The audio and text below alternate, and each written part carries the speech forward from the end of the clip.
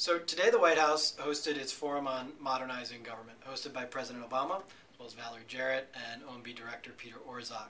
They invited about 50 CEOs to come in and talk about the use of technology and how it could be better applied to government. The CEOs who were invited, some came from traditional technology companies like Microsoft. Adobe's CEO Shantanu Narayan was honored to participate. Some newer technology companies like Monster and Craigslist, as well as some companies who have innovated in the use of technology, whether UPS or Pepsi Company or Trader Joe's. It was an interesting discussion throughout the day about how technology could be better adopted by government, and really how the pace of adoption could accelerate pursuant to what's really happened in the private sector. The discussion focused in kind of three broad areas in terms of optimizing or improving ROI, improving customer service, and just transforming operations overall. There was some interesting perspectives that were drawn out that I think were interesting to us, in particular for Adobe and Adobe's customers, in terms of the real need in government to understand user requirements and really make user adoption of technology a priority.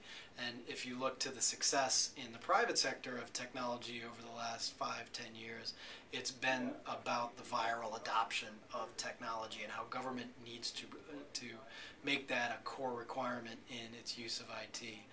Also, the need for simplicity, or the rejection of complexity. Shantanu, our CEO, made the comment that if a project has lasted for over 18 months, it's probably too complex and should be discontinued.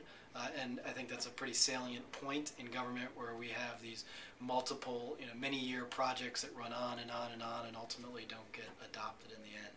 I think the event overall was a wonderful start to what should be a long relationship between technology leadership and this administration, and I think folks were very excited about it. I think it's probably a beginning and represents a great step by this administration to further their commitment to using technology as a way to innovate and really drive more successful operations in government.